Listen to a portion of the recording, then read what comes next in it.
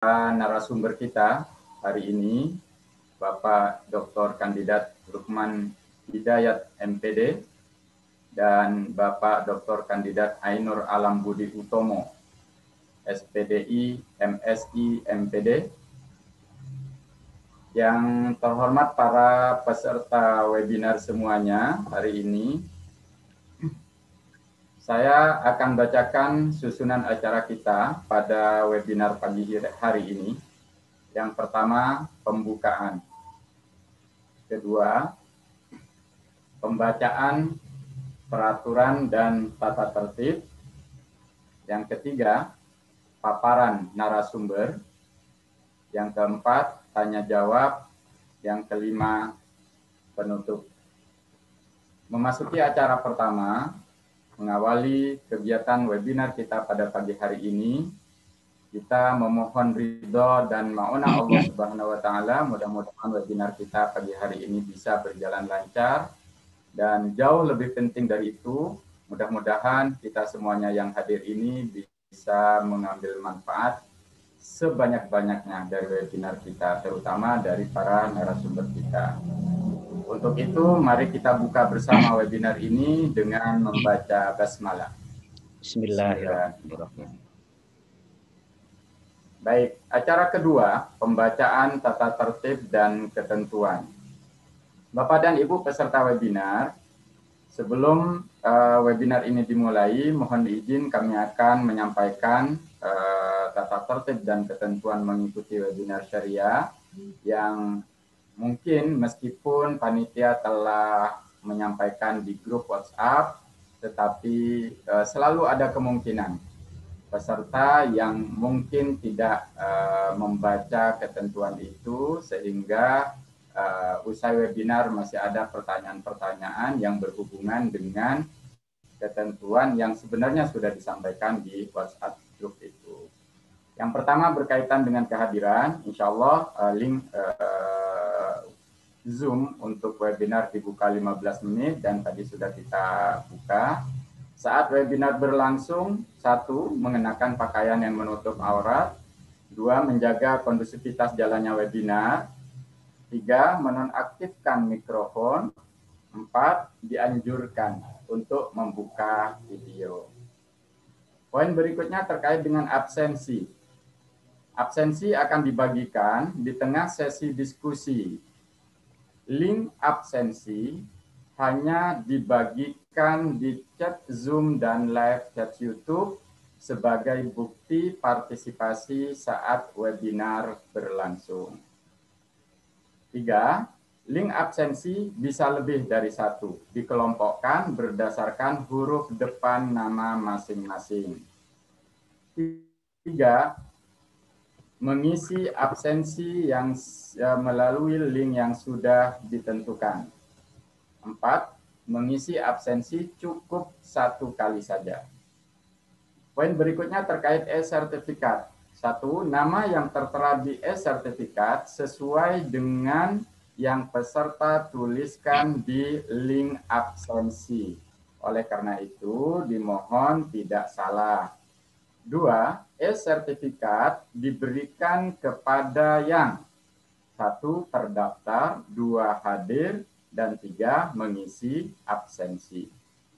Poin berikutnya, panitia tidak dapat melayani permintaan e-sertifikat bagi yang tidak memenuhi salah satunya. Pengiriman e-sertifikat. 1. Panitia menyeting pengiriman e-sertifikat secara otomatis dengan memanfaatkan fasilitas Google Add-on Autocrat. 2. E-sertifikat disetting terkirim ke email yang peserta tuliskan di link absensi. Penulisan email juga dimohon tidak salah. 3. Sebagai antisipasi gagal kirim, link pengunduhan e-sertifikat akan dikirim di WA Group. 4. Jika ingin mengunduh melalui link, sangat disarankan menggunakan laptop atau PC, karena banyaknya data ada kemungkinan tidak muncul semua jika dibuka melalui HP. Poin terakhir, komplain e-sertifikat. panitia hanya melayani pengaduan tidak menerima e-sertifikat bagi yang terdaftar, hadir, dan mengisi absensi. 2. Pengaduan dibuka mulai 1 hari setelah webinar berlangsung. 3. Pengaduan sebaiknya setelah menunggu email masuk dan melakukan penelusuran melalui link yang telah dibagikan. Baik, Bapak dan Ibu, itu ketentuan dan tata tertib webinar kita. Selanjutnya kita memasuki acara inti, yaitu paparan dari narasumber berkaitan dengan tema kita pada hari ini, adab sebelum ilmu, bagaimana menyiapkannya. Narasumber kita yang pertama adalah Bapak Dr. Kandidat Lukman Hidayat MPD. Beliau adalah guru PAI di sebuah sekolah dasar negeri di Lampung. Juga saat ini sedang merampungkan studinya program doktoral di IAIN Raden Intan Lampung. Ya. Itu sekilas informasi mengenai CV beliau. Nanti jika ada yang dirasa kurang bisa ditambahkan oleh Bapak Lukman. Beliau juga banyak menjadi relawan atau volunteer di beberapa kegiatan sosial dan tentu juga banyak mengisi kegiatan-kegiatan dakwah. Kepada Ustadz Lukman Hidayat, waktu dipersilakan. Terima kasih Ustadz Rahman. Assalamualaikum warahmatullahi wabarakatuh. Waalaikumsalam warahmatullahi wabarakatuh. Bismillah, walhamdulillah, wassalatu wassalamu ala rasulillah, wa ala alihi wa sahbihi wa mawalah, wa la hawla wa la quwata illa billah, amma ba'd. Kepada pembawa acara kita, Pak Ustadz Khalifur Rahman yang saya hormati, dan juga narasumber Ustadz Ainur Alam Budi Utomo yang saya muliakan, peserta sekalian, Bapak Ibu, saudara-saudari yang saya hormati. Marilah kita senantiasa memanjatkan puji syukur kehadirat Allah Subhanahu wa taala atas segala nikmatnya. Kita pada hari ini insya Allah sehat semua ya Bapak Ibu ya. Di tengah pandemi ini ada hikmahnya. Kita malah lebih banyak belajar, diantaranya melalui webinar-webinar, lebih banyak waktu belajar. Sholawat serta salam semoga senantiasa tercurahkan kepada Nabi kita Muhammad Sallallahu Alaihi Wasallam. Bapak Ibu sekalian, tema webinar kita kali ini adalah tentang adab sebelum ilmu. Bagaimana menyiapkannya? Seolah-olah tema ini disiapkan bagi para orang tua. Sebetulnya tidak, ya. Saya lihat di sini ada wajah-wajah yang masih muda, yang masih belum menikah, tampaknya ini masih banyak para jombloan dan jomblowati di sini. Ya, bukan berarti kalau belum berkeluarga tidak penting materi ini ya, karena yang belum berkeluarga juga tentunya mempunyai adik, mempunyai saudara yang lebih muda, mempunyai keponakan dan lain sebagainya yang kita mempunyai tanggung jawab untuk membimbing mereka. Ya, saya bisa share screen Pak ya? Boleh, boleh.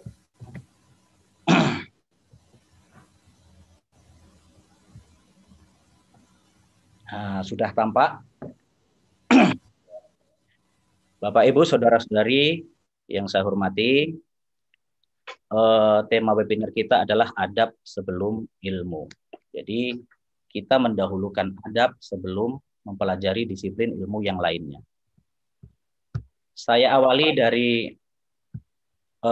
pertanyaan, mengapa kita harus terus belajar?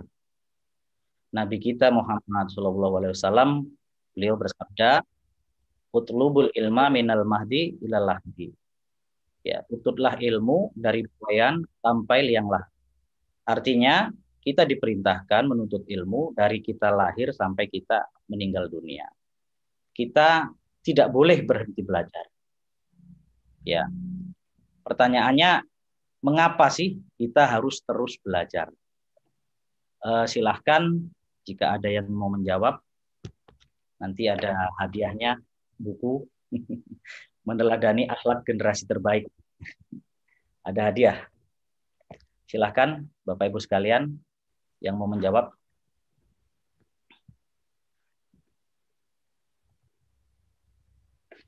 Oke. Disampaikan secara lisan atau ditulis di chat, Ustaz? Secara lisan coba, secara lisan dulu.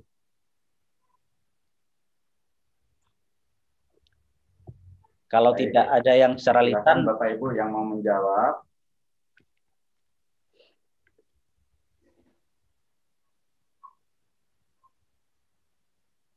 tidak ada. Kalau tidak ada, saya jawab sendiri, hadiahnya buat saya. Ya, ya, banyak sekali sebab-sebab ya kita diperintahkan untuk terus belajar. Saya di sini menggarisbawahi salah satu sebab kita diperintahkan untuk terus belajar adalah untuk menghilangkan kebodohan. Dari siapa? Dari diri sendiri dan orang lain. Pertama, kita belajar untuk diri kita sendiri. Setelah ilmu itu kita kuasai, maka kita mempunyai kewajiban untuk mendakwahkannya, untuk menularkannya, untuk sharing kepada orang lain di sekitar kita. Yang namanya belajar, semuanya melalui proses. Dan dari proses itu akan ada hasil. Belajar itu dari tidak tahu menjadi tahu. Sekarang Bapak Ibu coba ingat, umur berapa Bapak Ibu sekalian mengetahui bahwa sholat wajib itu ada 5 waktu? Umur berapa?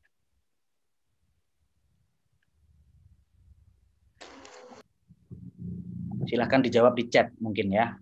Nanti ada hadiahnya tetap. Saya siapkan buku ini ada 3. Nanti bagi jawaban yang terpilih, peserta yang terpilih akan saya kirim buku ini.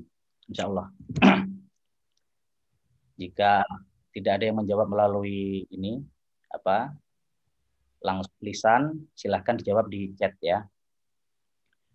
Kemudian dari keliru menjadi benar. Misalnya kita sewaktu kecil, kita tidak tahu ya bahwa makan itu harus dengan tangan kanan, makan minum tidak boleh dengan tangan kiri. Itu kan dari awalnya kita keliru, kemudian orang tua kita memberitahu, sehingga kita menjadi benar. Dari buruk menjadi baik yang ketiga. Kita mungkin masih ke waktu kecil, kita sering telat bangun ya. Kalau bahasa saya di Lampung itu bangkong. Telat bangun sehingga kelewatan sholat subuh. Nah, orang tua kita biasanya membangunkan kita. Nak, bangun, nak, sholat, begitu. Disinilah peran penting dari keluarga. Kemudian dari tidak bisa menjadi bisa. Kita tidak bisa sholat, kita belum bisa wudhu, kita diajari oleh orang tua kita. Atau mungkin guru-guru kita. Itu diantara beberapa dari proses belajar ya. Kemudian di antara 4 tadi itu semua dapat kita simpulkan bahwa semuanya itu dimulai dari keluarga. Maka pendidikan anak, sekolah pertama adalah di keluarga itu sendiri. Terutama guru yang paling dekat dengan anak itu siapa Bapak Ibu guru? Bapak Ibu sekalian. Guru yang paling dekat kepada anak. Guru pertama. Guru pertama adalah kedua orang tua. Dan yang paling dekat dengan anak biasanya adalah ibu. Karena waktunya paling banyak. Walaupun ibu-ibu ini paling sibuk, ya. Paling sibuk. Kalau para ayah, keluar dari rumah, pergi dari rumah mencari nafkah. Kalau ibu kelihatannya di rumah terus, nggak pernah kemana-mana, tetapi kerjaannya nggak selesai-selesai ya. Saya baru menyadari ini setelah menikah, Bapak Ibu sekalian. Dulu kelihatannya ya masih kecil ibu saya ini katanya hanya di rumah saja, nggak ngapa-ngapain. Ternyata setelah saya nikah, saya melihat kerjaan istri saya, Masya Allah, nggak selesai-selesai. Dari pagi ya, kerjaan di dapur, kerjaan di rumah, rumah sudah dirapikan, ditinggal apa memasak di dapur, diberantakin lagi sama anak-anak. Nggak selesai-selesai. Inilah luar biasa perjuangannya seorang ibu ya. Ya, jadi sekali lagi saya tegaskan bahwa pendidikan anak itu dimulai dari keluarga. Dan sekolah pertama bagi anak adalah di dalam keluarga itu sendiri. Kemudian guru yang paling dekat dengan anak adalah ibu. Walaupun kadang-kadang anak itu ya lebih takut kepada ayahnya. Sehingga ibarat sekolah ini, ayah ini biasanya berperan sebagai apa? Sebagai guru BP. Kalau anaknya nggak bisa diatur oleh ibunya, laporkan kepada ayahnya. Ya, ada yang begitu Bapak Ibu. Ada ya. Ya. Namun seringkali Bapak Ibu sekalian kita jumpai ya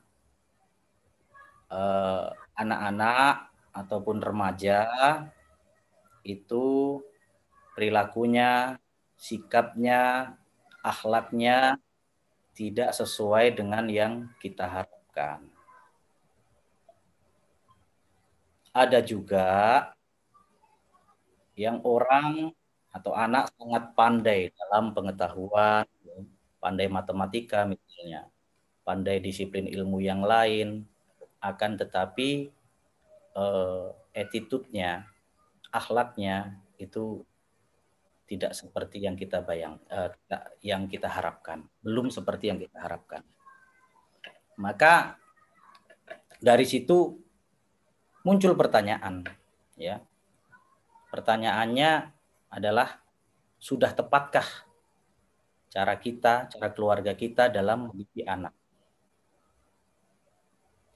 Yang kedua, jika anak itu pandai dalam pengetahuan umum misalnya, akan tetapi dia akhlaknya kurang baik, maka pertanyaan yang kedua adalah, apa prioritas kita dalam mendidik anak?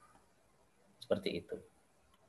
Terkadang ada ya orang tua yang mungkin sangat mengharapkan anaknya menjadi baik, menjadi berakhlak mulia, mungkin karena udah nggak sanggup membimbing sendiri, dimasukkan ke pondok pesantren.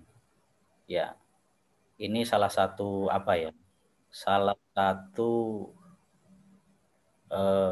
asumsi negatif bagi saya. Kadang-kadang anak nakal dimasukkan ke pesantren biar nggak nakal itu. Ya, tetapi setelah dimasukkan ke pesantren, ya tetap ada juga tetap nakal misalnya. Ya. Kenapa? Awalnya nakal, dimasukkan ke pesantren tetap nakal. Karena memang bekal akhlak ya itu terbawa dari keluarga sebetulnya. Karena pendidikan anak yang utama adalah dari keluarga. Sehingga dia masuk pesantren. Di pesantren itu kan anaknya juga macam-macam ya. Ada juga yang anak yang rajin, ada yang kurang rajin gitu. Ada yang agak bandel, ya ada juga. Ketika dari rumah memang dia seperti itu, bisa jadi dia akan bergabung dengan teman-teman yang mencocoki mereka. Nah, ini jangan sampai terjadi. Ya. Maka pertanyaan selanjutnya ya, jika kita diperintahkan untuk mendahulukan adab sebelum ilmu, ya, mengapa kita harus mendahulukan adab sebelum mempelajari ilmu-ilmu yang lain. Itu maksudnya. Sudah berapa pertanyaan ini? Ini pertanyaan ketiga ya. Silakan itu jawabannya, nanti akan dapat buku dari saya. Mengapa kita harus mendahulukan adab? Silakan ditulis jawabannya di komentar ya, Bu.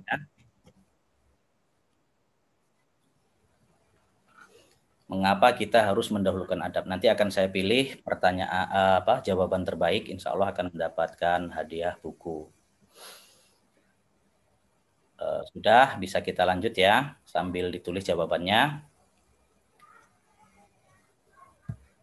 Mengapa kita harus mendahulukan adab? Jawaban pertama, mengapa kita harus mendahulukan adab? Karena hal itu merupakan kebiasaan para sahabat dan para ulama salaf. Karena itu merupakan kebiasaan para sahabat dan kebiasaan para ulama salaf. Yang pertama saya bacakan ya, perkataan atau asar dari Umar bin Khattab radhiyallahu anhu. Beliau berkata, ta'addabu thumma ta'allamu. Hendaknya kalian belajar adab terlebih dahulu, baru kemudian mempelajari ilmu yang lainnya. Ini perkataan Umar bin Khattab. Kemudian Ali bin Abi Thalib radhiyallahu anhu, beliau menafsirkan surat At-Tahrim ayat 6. Ya, surat At-Tahrim ayat 6. Ada yang hafal Bapak Ibu? Ya ayyuhalladzina amanu qu anfusakum wa ahlikum naro. Wahai orang-orang yang beriman, jagalah dirimu dan keluargamu dari siksa api neraka. Beliau menafsirkan itu. Ya, bagaimana cara kita menjaga diri kita dan menjaga keluarga kita dari siksa api neraka? Beliau berkata, adbibuhum wa'allimu. Adibuhum, jadikan mereka beradab terlebih dahulu, wa'allimuhum, dan kemudian ajari mereka ilmu.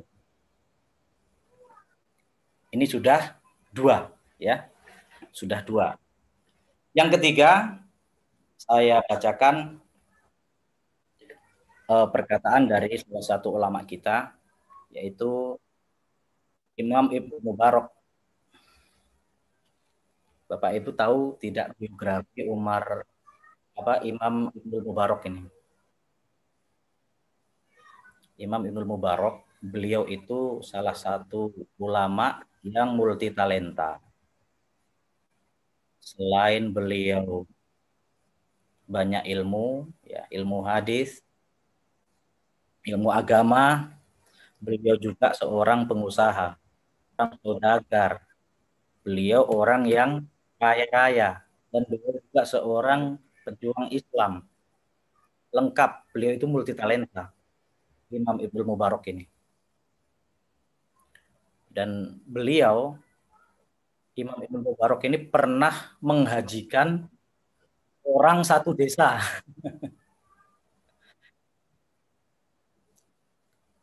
Luar biasa, biayanya berapa itu menghajikan saya. Ya. Kalau saya ini, saya aja nggak berangkat-berangkat, Bu, satu orang. Belum berangkat-berangkat. Apalagi ini orang satu desa, ya. Desa itu kalau sekarang biasanya orangnya 1.000 lebih. Diberangkatkan haji, dibiayai oleh satu orang, yaitu Imam Ibnu Mubarak. Nah, beliau itu berkata bahwa aku belajar adab selama 30 tahun. Kemudian aku belajar ilmu selama 20 tahun. Jadi beliau belajar adab dulu 30 tahun. Baru kemudian belajar ilmu selama 20 tahun. Artinya porsi beliau belajar adab itu lebih banyak porsinya daripada belajar ilmu pengetahuan yang lain. Ya, jadi beliau total belajar tuh 50 tahun. Kalau kita sudah berapa tahun Bapak Ibu belajarnya? Sudah berapa tahun? Beliau belajar 50 tahun, 30 tahun belajar adab, yang 20 tahun belajar ilmu yang lainnya. 50 tahun. Kalau kita mungkin banyak di sini yang masih muda, punya 50 tahun aja belum ada. Ya. Itu yang pertama. Mengapa kita harus belajar adab? Karena itu merupakan kebiasaan para sahabat dan para ulama salaf. Yang kedua, di antara sebab yang mengharuskan kita belajar adab dulu sebelum ilmu adalah agar ilmu yang didapatkan tidak menjadikan pemiliknya ibur atau sombong. Sering kita temukan orang-orang yang ahli ilmu tertentu misalnya, itu malah ya, menjadikan dirinya bukannya tawadhu, bukannya rendah hati, malah kabur atau sombong. Ya, yang seperti ini ada ya. Mengapa bisa demikian? Itu disebabkan diantaranya karena mungkin belum belajar adab. Dan kebanyakan mungkin orang-orang yang baru belajar, kemudian keluar, kalau salah satu guru saya itu mengatakan pendekar turun gunung, Pak. Pendekar turun gunung, jadi naik gunung, belajar silat di sana, ketika sudah selesai, turun gunung, semuanya mau diajak berkelahi. Ya, jangan sampai kita menjadi seperti itu. Ya, seperti kata peribahasa, jadilah ilmu padi, semakin berisi semakin merunduk. Semakin banyak ilmu, semakin rendah hati. Kita lanjut. Yang ketiga, ini juga tidak kalah penting, agar nantinya dapat menghormati ilmu dan ahli ilmu. Mengapa kita harus belajar adab? Agar nantinya dapat menghormati ilmu dan ahli ilmu. Bapak Ibu sekalian, banyak kita temukan para pelajar misalnya ya, para mahasiswa atau kadang para santri itu tanpa disadari tidak memuliakan ilmu.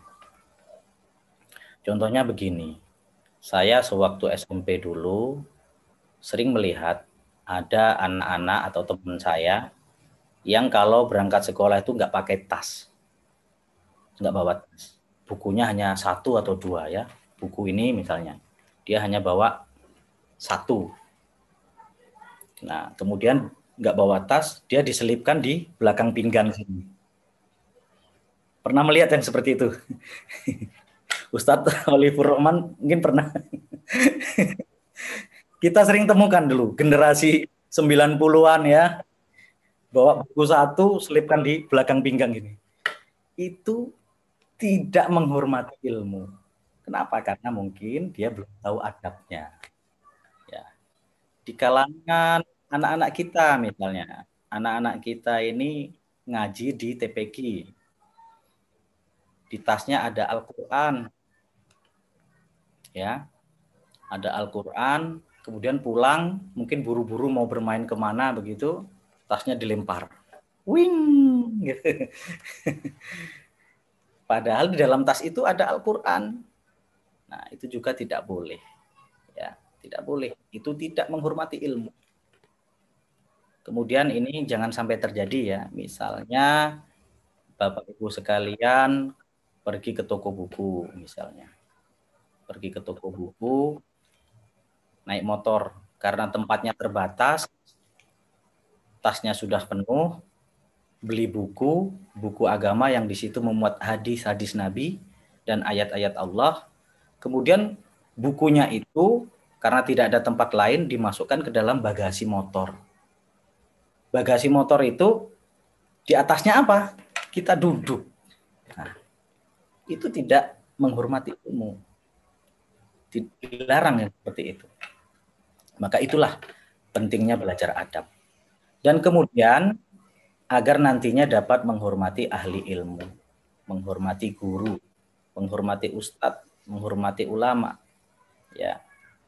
Kalau di pesantren kita itu diajarkan ya adab-adab terhadap guru. Di pesantren misalnya kiainya datang atau ustadznya datang itu bagaimana. Dan Bapak Ibu sekalian, saya ada pengalaman ya yang mengesankan bahwa teman saya kuliah di UIN Raden Intan ini, ada teman saya yang merupakan salah satu pimpinan pondok pesantren. Saya ketika berkunjung ke pesantren beliau, saya bawa motor, itu dibukakan gerbang, disambut oleh santri, santrinya itu betul-betul takdim ya, betul-betul menghormati, menunduk gitu, melihat tamu itu. Kemudian saya berjalan masuk, santri-santri itu melihat ada tamu itu langsung ngasih jalan, langsung Pak, yang dia sedang bermain, entah dia sedang main futsal, main bola, lihat ada tamu dari luar, mereka itu langsung menghentikan aktivitas, memberikan penghormatan kepada tamu yang datang. Nah, kemudian ketika saya pulang, gerbang dibukakan dan mereka ya menyambut di gerbang keluar juga dengan menunjukkan sikap hormat. Yang hal ini saya rasa sudah pemandangan langka untuk kita temukan di sekolah-sekolah. Ya, ini disadari atau tidak, pendidikan kita di sekolah-sekolah ini lebih banyak mengejar kompetensi ya, kompetensi yang sudah ditentukan dari kurikulum kita. Kita cenderung mengabaikan pendidikan karakter, pendidikan akhlak. Ya, itu harus kita akui, memang kondisi pendidikan kita pada hari ini seperti itu. Ini sangat miris ya. Nah, untuk itu saya berpesan kepada Bapak Ibu sekalian yang menjadi guru ya, itu hendaknya tetap mengintegrasikan ya pendidikan akhlak, pendidikan karakter, pendidikan adab kepada mata pelajaran apapun yang Bapak Ibu sekalian ajarkan. Ya walaupun menjadi guru matematika misalnya, ya kan bisa jeda kita selipkan pendidikan nilai, pendidikan adab. Saya rasa itu sangat penting. Coba kita lihat anak-anak kita sekarang kalau ketemu guru, apakah sama dengan sikap anak-anak dulu ketika bertemu guru? Anak sekarang mungkin kebanyakan ketemu guru ini biasa-biasa aja ya gitu. Kadang malah nggak nyapa kan gitu. Untuk itu Bapak Ibu sekalian saya tekankan. Saya mengajar di SD. Saya terutama ketika anak itu sudah kelas 6, saya ingatkan kepada mereka. Ya, walaupun nanti setelah kalian lulus, Bapak ini tetap guru kalian. Ya, hubungan guru dan murid itu tidak putus. Untuk itu, jika ketemu Bapak tetap orang tua kalian. Saya tanamkan itu. Dan alhamdulillah, saya pernah ketemu mereka di jalan gitu ya, naik motor ya, motornya motor-motor itulah, motor-motor besar yang udah dimodif gitu. Saya ketemu dan mereka tetap menunjukkan respect, menunjukkan sikap hormat. Nah itu saya senang dengan hal itu ya, ketemu di jalan berhenti, oh, Pak, ngajak foto bareng gitu ya. Itu hal itu sangat ya cukup membuat saya bahagia. Kita lanjut ya. Setelah mungkin kita belajar, mendapatkan banyak ilmu ya, maka kita akan menjadi orang yang berilmu. Walaupun belajar ini tidak ada batasan ya. Tapi kan ada istilahnya orang alim. Alim ini orang yang banyak ilmunya. Ya. Kenapa kita harus belajar adab? Agar nantinya ketika sudah menjadi ilmu, tidak menjadi orang yang sombong. Di situ ada 7 poin, Bapak Ibu sekalian, bahwa orang-orang yang berilmu juga harus mempunyai adab. Yang paling penting, ya, yang paling penting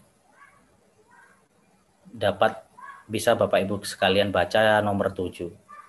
Dapat menjadi teladan yang baik bagi orang di sekitarnya. Itu yang paling penting. Karena ya, kita jadi guru atau jadi orang yang dianggap berilmu, ketika melakukan kesalahan kita tidak boleh ngeles ya. Saya dulu pernah, guru saya di SMA itu di lingkungan sekolah, beliau tuh merokok gitu. Kalau dulu kan mungkin belum ada aturan ya, guru itu merokok. Saya tegur, Pak, Bapak kok merokok, sedangkan murid nggak boleh merokok. Nah, guru itu ngelesnya gimana? Kamu jadi guru dulu baru boleh ngerokok. Itu sebetulnya ngeles.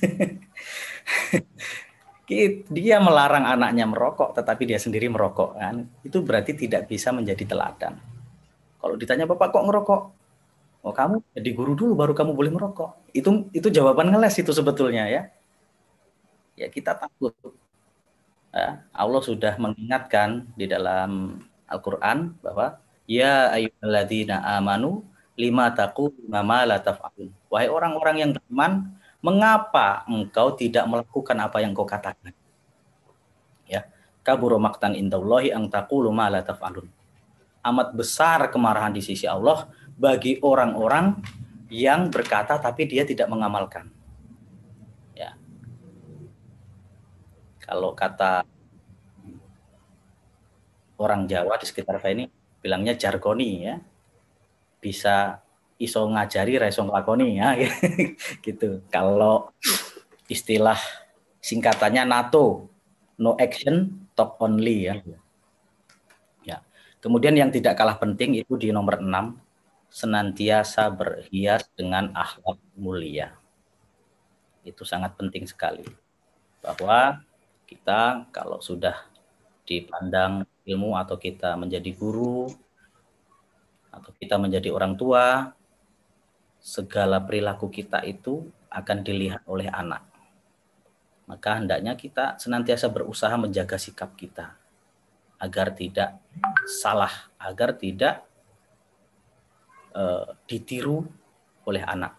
Ya, tentunya sikap-sikap yang tidak baik ketika kita tampakkan itu akan ditiru oleh anak. Ya. Kemudian kalau tadi adab-adab orang yang ahli ilmu, adab-adab orang yang berilmu, sekarang bagaimana adab-adab kita terhadap ahli ilmu, terhadap guru, terhadap ustadz, atau terhadap ahli ilmu yang lain yang kita istilahkan dengan sebutan lain lah. Tentu saja kita harus menghormati ya. Kemudian kita memperhatikan adab-adab ketika berada di depan guru kita. Mulai dari duduk, berbicara, adab bertanya, ya, adab dalam mengikuti pelajaran. Saya dulu pernah Bapak Ibu ketika saya mengajar di MTS, ada salah satu murid saya yang ya mentalnya cukup berani gitu ya. Kadang-kadang ketika gurunya ngomong, dia motong, Pak ini kok begini, Pak ini kok begini. Nah, langsung saya panggil. Ya, saya panggil ke kantor, saya ajak ngobrol. Ya, langsung saya ajari. Ya, ketika berbicara di hadapan guru, itu ada adab-adabnya. Jangan memotong pembicaraan orang, apalagi pembicaraan guru. Ya. Dan yang paling penting, kita lihat di nomor 3, mendoakan guru. Coba Bapak Ibu sekalian, Bapak Ibu, saudara-saudari sekalian yang saya hormati, Bapak Ibu ingat guru SD yang paling Bapak Ibu sayang, yang paling Bapak Ibu ingat, guru SD kita. Kemudian kita berusaha mencari informasi kalau kita jauh dari beliau, apakah beliau masih hidup atau sudah meninggal?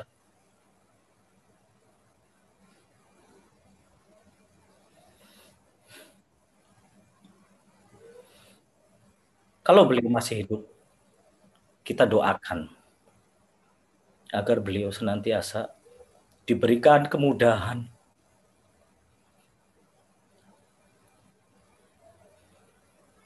Kalau guru kita ini sudah meninggal, jangan lupa untuk mendoakan beliau, Bapak Ibu sekalian.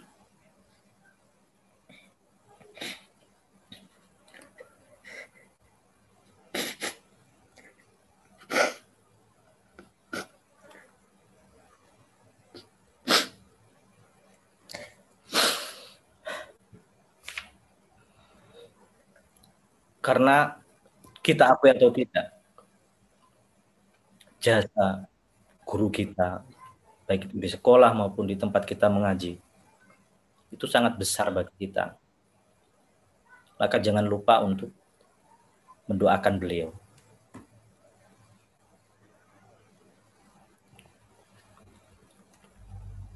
Ya.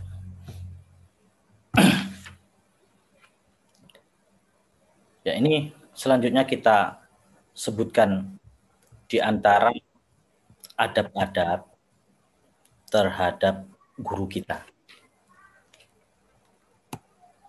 Ya, Imam Ahmad bin Hambal, beliau berkata kepada gurunya, Khalaf al-Ahmar, tidaklah aku duduk kecuali di depanmu, karena aku diperintah agar bisa tawadhu kepada seorang yang aku belajar ilmu darinya. Jadi Imam Ahmad bin Hambal ini kalau ketemu gurunya Khalaf al-Ahmar itu duduk, tidak mau berdiri. Kenapa? Karena itu salah satu sikap tawadhu beliau kepada gurunya, kepada orang ya yang beliau ambil ilmunya, seperti itu. Kemudian ini Imam Asy-Syafi'i, beliau ketika di majelis, beliau ketika belajar kepada gurunya yaitu Imam Malik, beliau mengatakan, dahulu aku membalik selembar kertas di hadapan Imam Malik, di hadapan guruku, dengan halus karena merasa segan padanya dan agar ia tidak mendengar suara kertas yang aku balik. Jadi beliau itu, Bapak Ibu sekalian, ini buku, kalau sedang belajar, membolak-balik kertas ini aja pelan-pelan. Jangan sampai ada suaranya. Itu kenapa? Karena tawadhunya beliau, karena hormatnya beliau kepada gurunya. Masih ada tidak ya pelajar murid yang pada hari ini masih seperti itu? Masih ada? Kalau tidak ada, mengapa? Mungkin karena tidak kita ajarkan.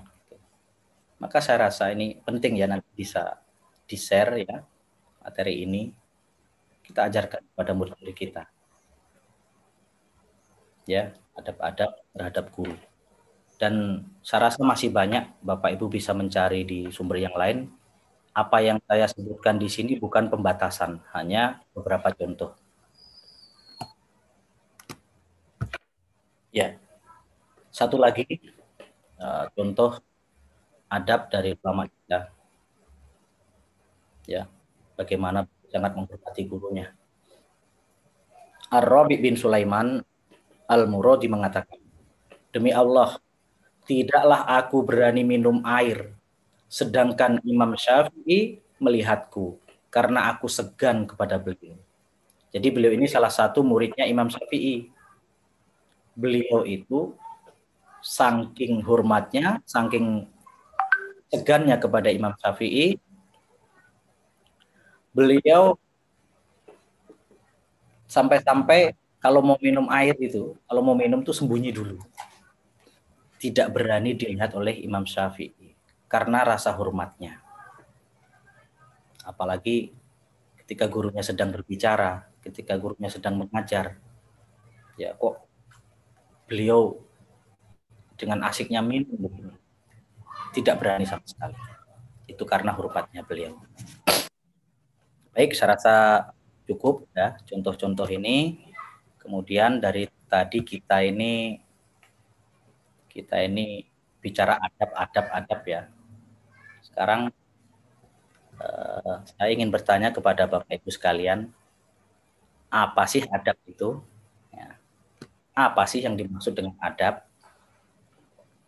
Silahkan dijawab di kolom komentar. Nanti jawaban terbaik dapat buku lagi. 4 sudah.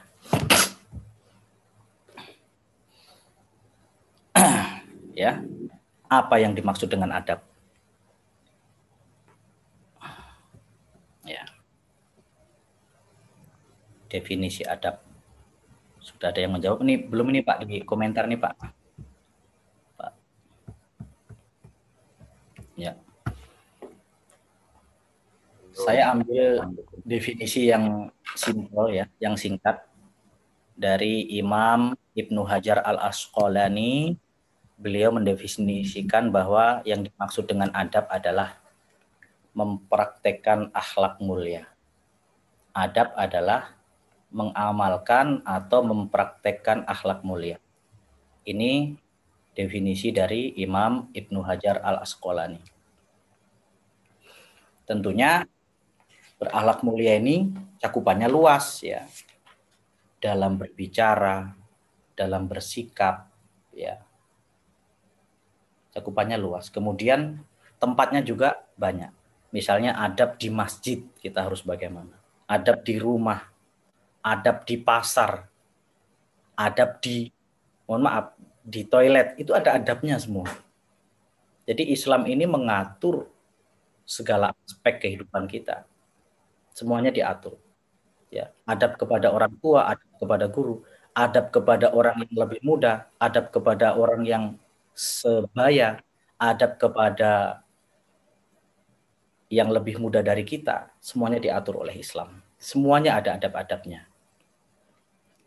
Ya, jadi ini satu bab aja, adab aja kita. Sepertinya banyak yang belum kita pelajari gitu ya. Makanya tadi Imam Ibnu Mubarak tuh belajar adab 30 tahun ya. Kalau kita berapa tahun gitu. Ya. Kemudian mengajarkan adab itu tanggung jawab siapa? Mengajarkan adab.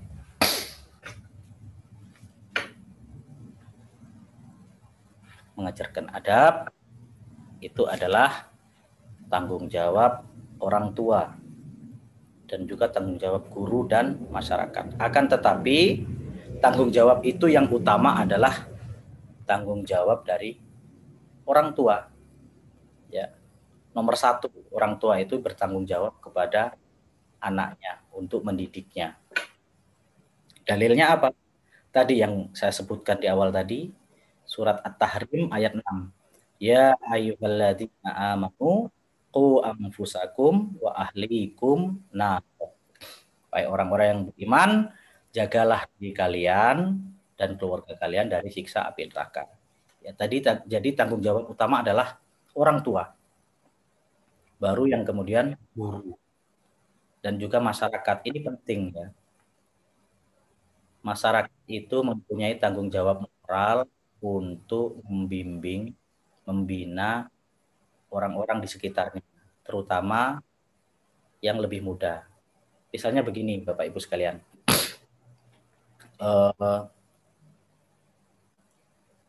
Zaman saya masih kecil dulu, misalnya masih SMP, itu kan ada ya beberapa teman yang sudah mulai pelanggar aturan. Misalnya dia merokok. Sudah ada.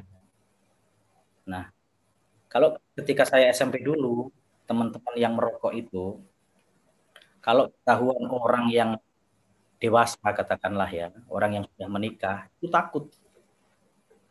Dan orang itu tidak akan membiarkan ada anak usia SMP merokok. Pasti akan, ini kok merokok, saya laporkan guru kamu atau bagaimana gitu. Kalau sekarang coba kita misalnya kita di mana ya, di taman gitu ya, di taman kota melihat ada pelajar merokok. Kita jangan diam saja sebetulnya.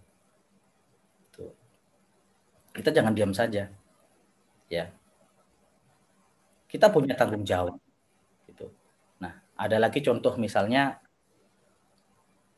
saya waktu kecil dulu kita misalnya sedang di masjid gitu, atau kita di jalan atau di mana lah. Terus karena kami ini masih kecil, ada perkataan ya, kata-kata kasar. Itu kan melanggar adab dalam berbicara. Ada kata-kata kasar. Kok terdengar oleh orang yang sudah orang dewasa atau orang yang sudah menikah. Itu langsung ditegur. Anak kecil nggak boleh ngomong begitu. Kalau sekarang kita masih seperti itu atau tidak, gitu loh. Ya, begitu. Jadi kita punya tanggung jawab.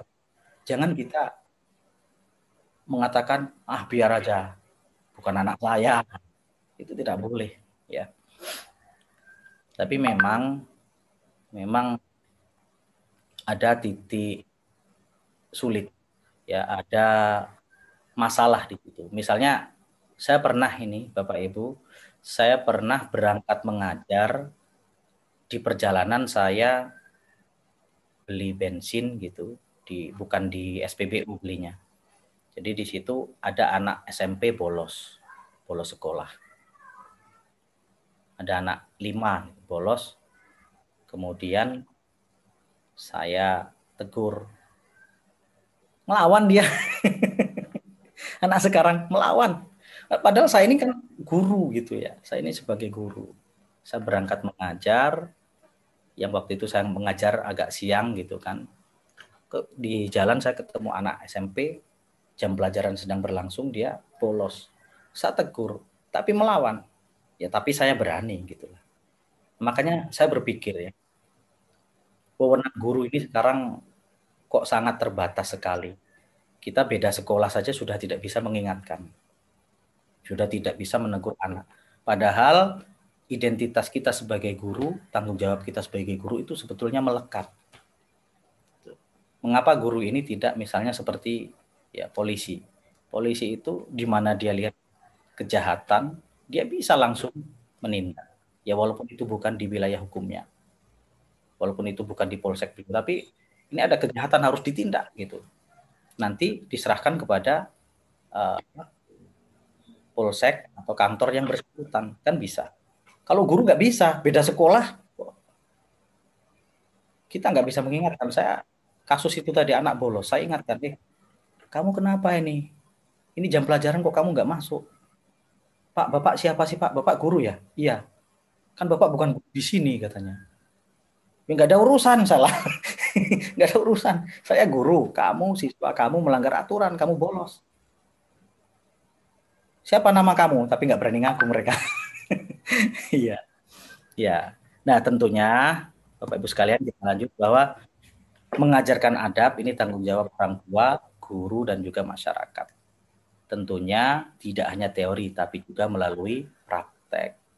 Karena anak-anak itu sangat terpengaruh oleh kebiasaan yang ia lihat.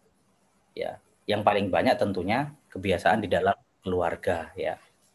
Itu akan dia tiru. Ya, sedikit lagi insya Allah selesai. Dalam membina adab, membimbing akhlak anak-anak kita, di sini ada beberapa aspek. Kita menerapkan adanya larangan, Bapak Ibu sekalian. Misalnya, anak kita itu kita ingatkan, ya, kita larang untuk berbicara dengan intonasi tinggi, terutama kepada orang yang lebih tua. Kemudian kan kita ini masing-masing mempunyai bahasa daerah ya, Bapak Ibu sekalian. Saya sejak kecil diajari oleh orang tua saya. Saya ini orang Jawa yang lahir di Lampung, Bapak Ibu. Jadi kalau saya berbicara kepada orang yang lebih tua, kata Bapak Ibu saya, harus bungsu halus. Jadi saya ini berbicara dengan teman saya itu dengan bahasa yang biasa, ya, iyo, ora gitu kan. Nah, kalau dengan orang yang lebih tua, saya udah bahasanya beda, mboten. Itu saya rasa salah satu adab, ya, itu. Kemudian tidak memanggil nama langsung gitu kan kepada orang yang lebih tua, misalnya kita panggil Mas kan gitu. Itu kan salah satu adab terutama di Indonesia ya. Kalau di luar negeri itu saya rasa nggak semuanya dipanggil nama langsung ya. Bahkan Nabi kita Muhammad SAW aja ya para orang-orang Baduy ya itu manggilnya nggak Rasulullah, panggil langsung ya Muhammad gitu. Khalifah Umar bin Khattab itu dipanggilnya ya kalau orang-orang yang tidak mengenal beliau panggil aja Umar kan gitu. Tidak dipanggil Khalifah, tidak begitu. Di sana mungkin di Arab itu tidak ada panggilan Mas, Mbak itu nggak ada ya. Pak, Bu nggak ada. Panggil nama langsung. Ya, kemudian budayakan 5S. 5S. 5S di sekolah, di rumah, dan dimanapun. 5S. 5S ini senyum, salam, sapa. Kemudian yang keempat, salaman. Yang S yang kelima, sun. Senyum, salam, sapa, salaman, sun. Artinya gimana? Ketemu guru atau ketemu orang tua, senyum, disalam, assalamualaikum Pak, ya disapa, kemudian salaman, sun artinya cium tangan ya, cium tangan ya nggak harus betul-betul begini ya, misalnya hanya ditempelkan di kepala, itu menunjukkan salah satu penghormatan. Di sekolah saya biasakan seperti itu anak-anak. Kalau saya naik motor pulang sekolah, mereka ketemu saya, minimal mereka akan mengucapkan salam kepada saya. Assalamualaikum Pak, itu saya perintahkan semuanya. Ya, kemudian kita terapkan coba metode talqin. Ya, talqin ini melafalkan dengan suara keras. Metode talqin ini banyak dilaksanakan di pendidikan tingkat rendah ya, biasanya di TPQ, di TK-TK itu talqin secara kita ya tidak kita sadari mungkin itu talqin namanya. Misalnya di TPQ itu misalnya aku anak soleh itu talqin, patuh kepada orang tua, hormat kepada guru, nah itu talqin. Kemudian di sekolah misalnya anak kelas 1 mereka menyanyikan lagu satu satu aku sayang ibu ya, dua dua juga sayang ayah, itu talqin sebetulnya ya, ajaran-ajaran kebaikan yang diucapkan, dihafalkan dengan suara yang keras. Dengan harapan itu akan tertanam kepada anak. Itu talqin. Ya. Silahkan cari contoh-contoh yang lain ya. Yang kebanyakan di TPA mungkin aku anak soleh rajin sholat. Misalnya begitu. Itu talqin. Ya. Kemudian sajikan tontonan yang edukatif. Batasi akses anak kepada gadget ya. Batasi akses gadget kepada anak. Jadi ini masalah tersendiri di zaman kita ini Bapak Ibu sekalian. Tolong kontrol ya. Kontrol akses anak kepada gadget ya. Jangan biarkan anak kita ini pinjam HP kita, bahkan sudah dibelikan HP tersendiri. Mainan HP 1 hari atau berjam-jam, tidak berinteraksi dengan sekitarnya. Jangan biarkan. Ya. Oh, ini aman, Pak. YouTube Kids. YouTube Kids belum tentu juga. Ya, kadang ada channelnya yang sudah beriklan, yang sudah dimonetisasi sehingga ada iklannya. Iklannya bukan iklan anak. Iklannya iklan apa? Iklan TikTok misalnya. Ya, ini jangan sampai anak-anak kita ini malah diasuh, malah dibimbing oleh gadget. Jangan. Ya, lihat YouTube. YouTube itu walaupun sudah kita setting mode terbatas, itu tetap tidak aman menurut saya. Tetap ada iklan-iklan itu tadi, ada iklan ya perempuan goyang-goyang segala macam ya, dan itu dampaknya tidak baik terhadap akhlak anak. Pengalaman juga saya pernah di tempat wisata gitu Bu, di Lampung ya. Jadi ada 2 anak remaja seusia SMP gitu ya, perempuan. Dia main TikTok di situ. Itu tempatnya rame. Dia joget-joget begini-begini, salah diulang lagi. Tempatnya rame dan sangat padat. Kok tidak malu? Saya berpikirnya begitu. Itu berarti ya tidak punya adab begitu. Ini sangat disayangkan. Jangan sampai anak kita diasuh oleh gadget ya. Oh ini rewel biar saja. Atau eh, eh, misalnya kita tidak tega kalau diminta HP-nya nangis. Nangis biar saja, biar nangis ya. Biar dia puas menangis. Belajar menerima kenyataan ya. Karena hidup ini tidak selamanya seperti yang kita inginkan kan begitu ya. Kemudian belikan buku-buku ya, tentunya buku yang menarik untuk anak. Buku-buku yang menarik itu tentunya yang full color, yang banyak gambarnya. Ya memang sekarang zaman sudah berubah, semuanya beralih ke digital, ya. Sehingga buku-buku itu sekarang sudah gimana nih ke depannya buku-buku ini Pak Oli? Buku-buku ini masa depannya kayaknya akan digantikan oleh digital semua, ada e-book ya. Cuman bagi kita yang berada di dunia pendidikan, buku itu tetap saja penting ya. Memang dulu pernah ada riset bahwa yang diteliti itu negara-negara se-Asia Tenggara ya. Indonesia, Malaysia, Singapura, Thailand, Kamboja, Brunei, Vietnam, Laos. Itu disurvei. Yang disurvei apanya? Budaya baca. Ya. Budaya baca dengan budaya menonton. Ketika disurvei budaya menonton, Indonesia ini paling tinggi. Negara dengan budaya menonton paling tinggi. Ketika yang disurvei adalah budaya baca, kita ini paling rendah budaya bacanya. Gitu. Ini saya rasa salah satu masalah gitu ya. Yang terakhir, jangan lupa dalam kita membimbing anak-anak kita dalam mengajari adab dan akhlak yang mulia, berikan teladan. Jangan kita ini hanya berbicara tetapi kita sendiri tidak melaksanakan. Contoh ya, ini sering dilakukan oleh orang tua. Misalnya, nak jangan bohong, jadilah orang yang jujur. Akan tetapi ada seorang ayah pulang dari kerja, capek, tidur.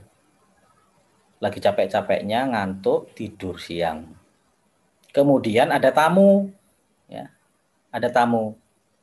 Ya ayah, ada tamu nyari ayah. Bilang sama anaknya, bilang saja saya ayah nggak ada.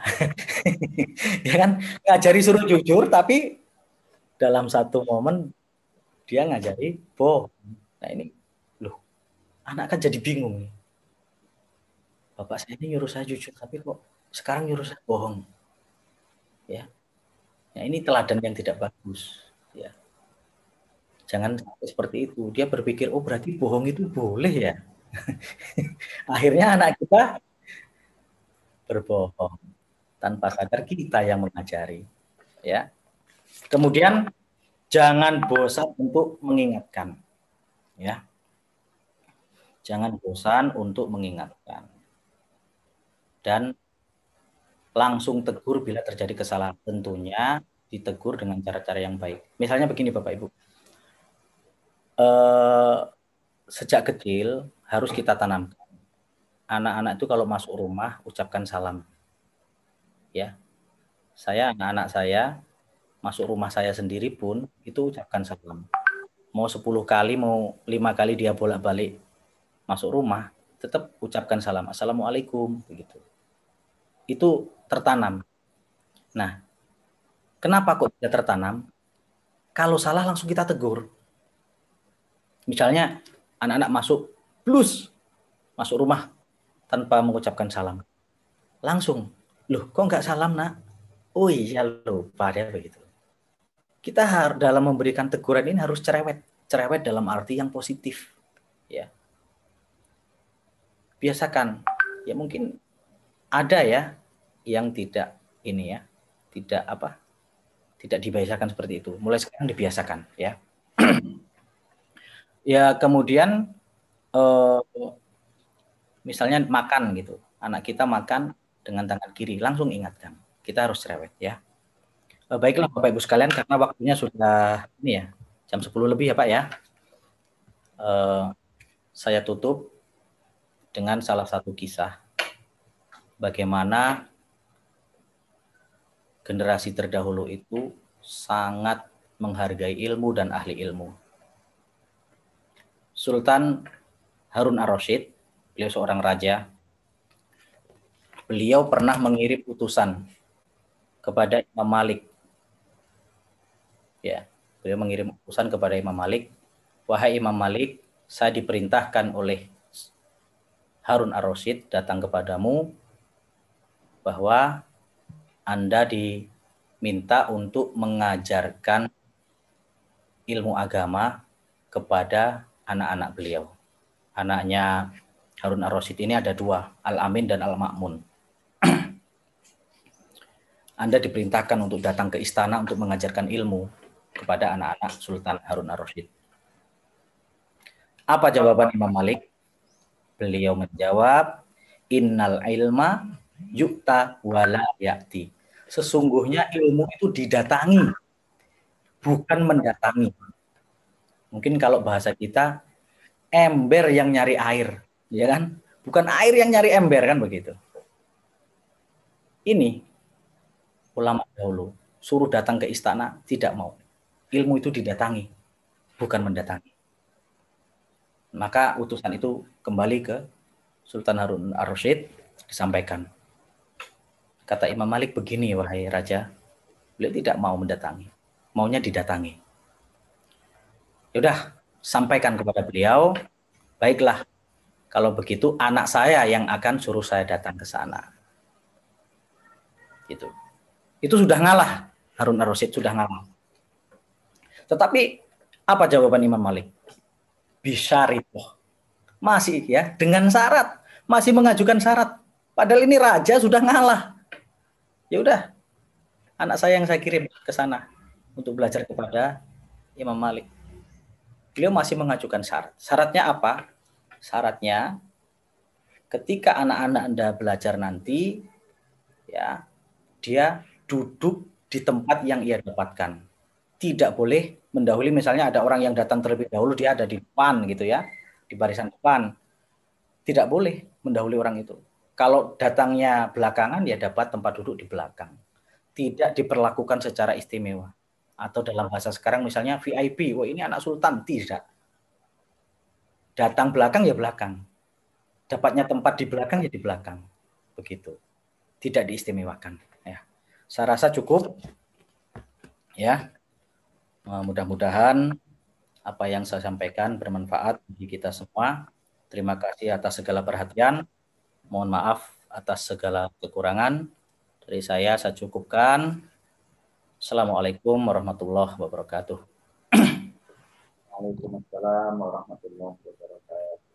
Terima kasih banyak kami aturkan kepada Ustaz Dr. Kandidat